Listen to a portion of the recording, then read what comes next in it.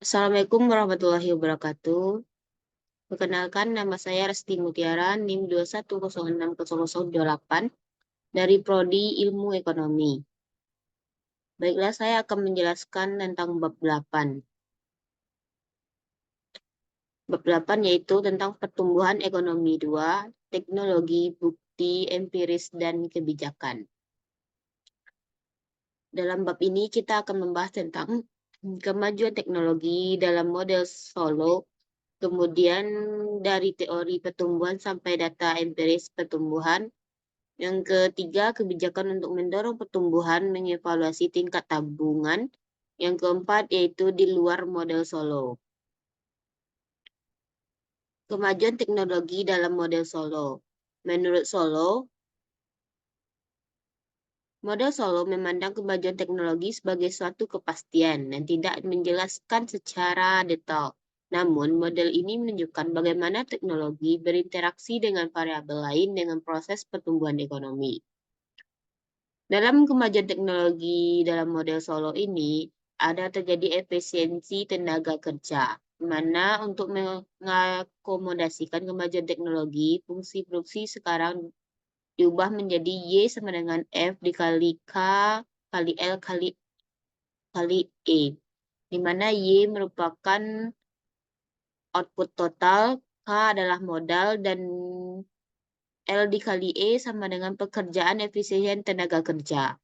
Seiring kemajuan teknologi, efektivitas pekerja juga meningkat. Efektivitas pekerja juga bisa ditingkatkan melalui peningkatan kesehatan, pendidikan, atau keahlian angkatan kerja.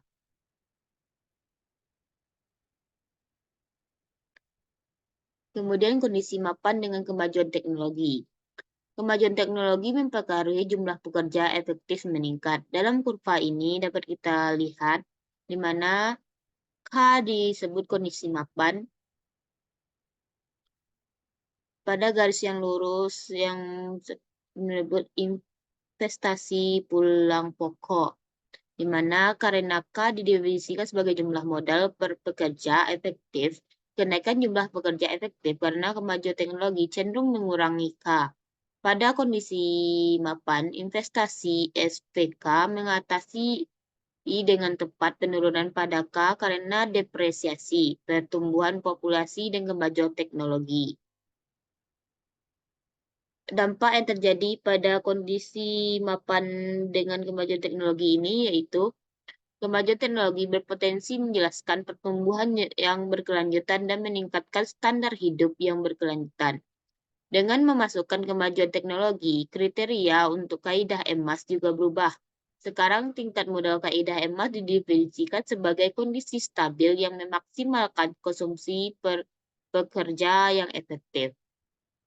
Konsumsi pekerja efektif dalam kondisi mapan dapat kita rumuskan C absen sama dengan P dikali K absen dikurang D tambah N tambah G dikali K absen.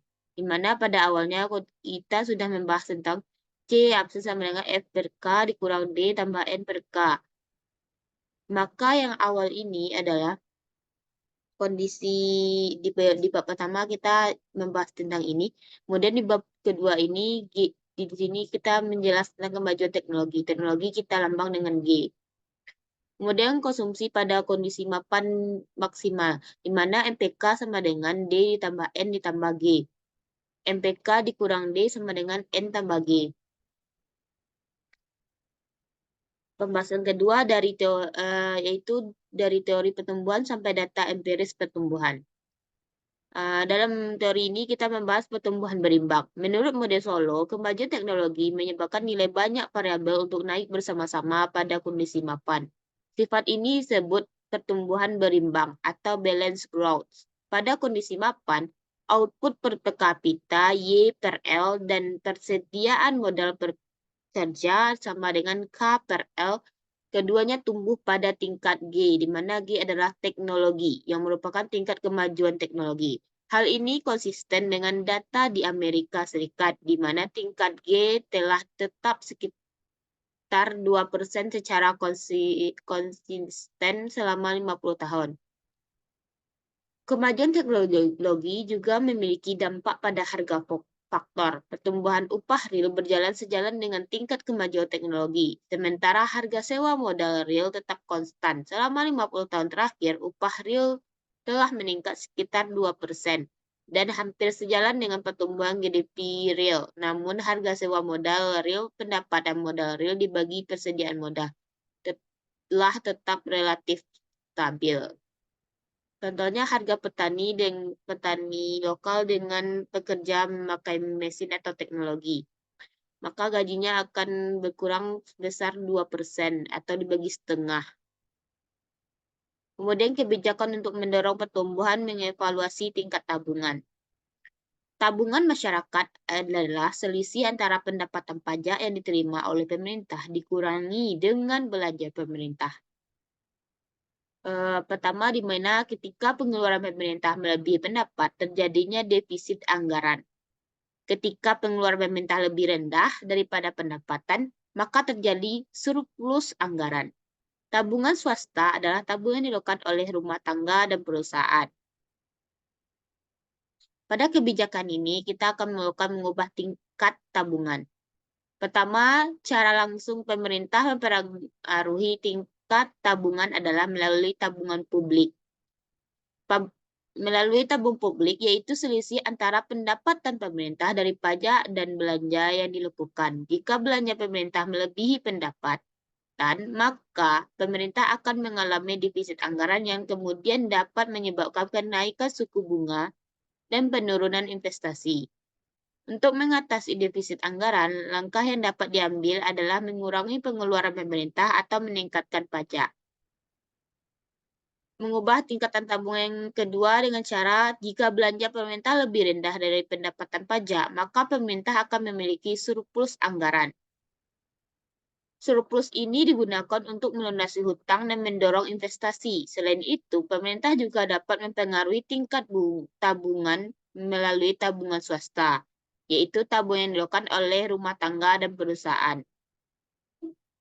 Yang ketiga, fakta. Jika tabungan swasta sering dipengaruhi oleh tingkat bunga yang dapat mereka peroleh dan tingkat bunga itu dapat dipengaruhi oleh kebijakan pemerintah. Kebijakan peningkatan pajak dapat mengurangi tingkat tabungan swasta karena tingkat bunga cenderung turun. Sebaliknya, kebijakan khusus dari kantor pajak terhadap tabungan dapat meningkatkan minat masyarakat untuk menabung.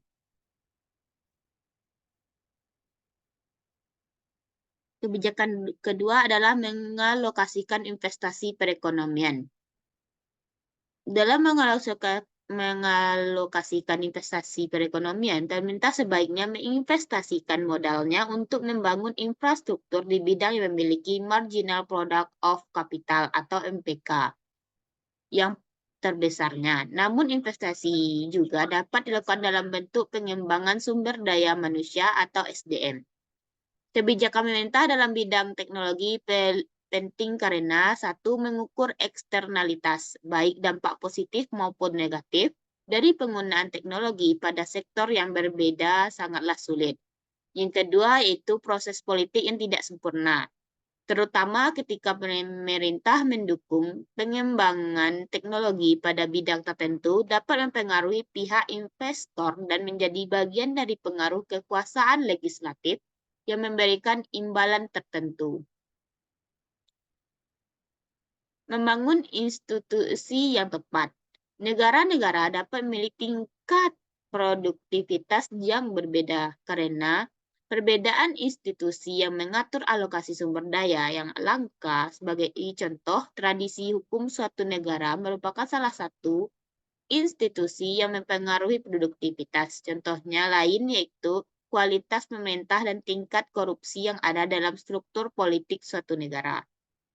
Yang kemudian mendorong kemajuan teknologi. Menurut Solo, menunjukkan bahwa pertumbuhan berkelanjutan dan mendapatkan pekerjaan harus bergantung pada kemajuan teknologi. Namun, menurut model Solo, menganggap kemajuan teknologi sebagai variabel eksogen, sehingga tidak menjelaskan sumber atau mekanisme dari kemajuan teknologi tersebut. Kemudian dari materi yang kita bahas tadi, di sini kita akan membahas tentang di luar model Solo, di mana dia menentang tentang mendorong kemajuan teknologi. Di luar model Solo, teori pertumbuhan ekonomi endogen. Teori pertumbuhan ekonomi bertujuan untuk menjelaskan bagaimana peningkatan standar hidup di suatu negara dapat terjadi dengan cepat. Dalam model Solo, peningkatan ekonomi yang pesat dijelaskan oleh faktor teknologi. Solo mengasumsikan bahwa perubahan teknologi terjadi secara eksogen, yaitu dipengaruhi oleh faktor eksternal. Namun kemudian muncul teori pertumbuhan endogen yang menolak asumsi dari Solo tentang perubahan teknologi yang bersifat eksogen dan menganggap bahwa perubahan teknologi dapat terjadi secara endogen, yaitu dipengaruhi oleh faktor internal.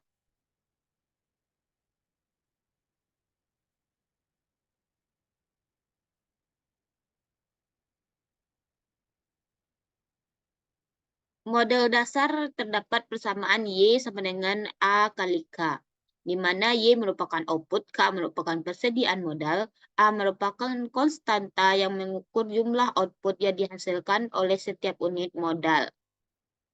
Fungsi produksi ini tidak menunjukkan adanya pengembalian modal yang semakin menurun. Artinya, penambahan satu unit modal akan menghasilkan penambahan A unit output, tidak peduli seberapa besar modal yang sudah ada.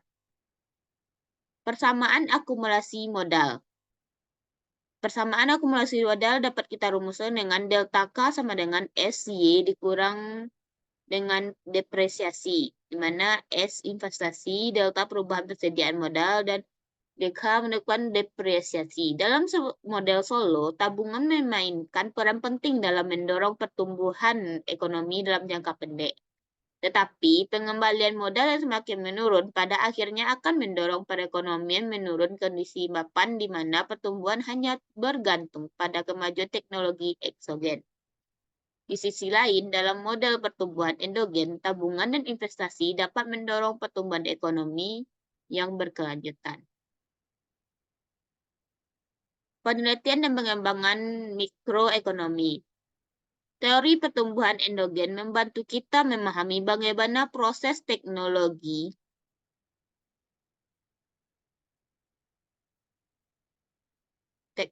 berkembang melalui peningkatan pengetahuan. Namun teori ini hanya memberikan penjelasan dasar tentang penciptaan pengetahuan. Namun jika kita mempertimbangkan lebih lanjut, ada faktor lain yang dipertimbangkan. Pertama, meskipun pengetahuan pada dasarnya adalah barang publik, banyak peneliti dilakukan oleh perusahaan dengan motif mencari keuntungan. Kemudian peneliti memiliki manfaat yang signifikan karena penemuan dapat memberikan perusahaan keuntungan monopoli sementara, baik melalui sistem paten maupun sebagai perusahaan pertama yang menghasilkan produk tersebut. Kemudian ketika satu perusahaan menemukan sesuatu, perusahaan lain akan berusaha mengembangkan inovasi generasi berikutnya yang lebih baik.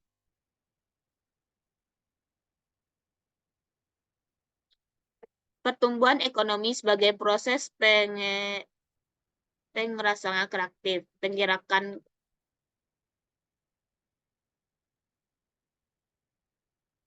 dalam buku Kapitalis, Sosialisme dan Demokrasi, Ekonomi Joseph Schumpeter mengemukakan bahwa kemajuan ekonomi muncul melalui proses yang disebut penghancuran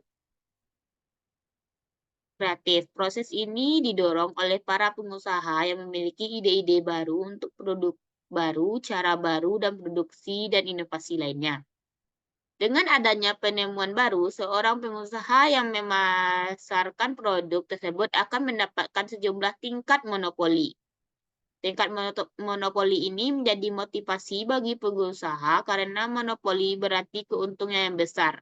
Keberadaan pesaing baru di pasar merupakan hal yang menguntungkan bagi konsumen, karena mereka akan memilih lebih banyak pilihan produk. Namun situasi ini dapat menjadi sulit bagi pemain lama yang kesulitan bersaing dengan pesaing baru.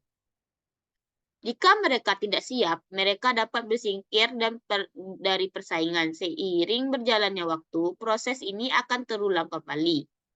Pemain baru akan menggantikan pemain lama yang telah menguasai pasar dengan inovasi generasi berikutnya. Penggantian pemain lama oleh pemain baru dalam industri karena adanya inovasi ini disebut sebagai penghancuran kreatif. Kreatif. Baiklah, sekian presentasi saya. Saya ucapkan Assalamualaikum warahmatullahi wabarakatuh.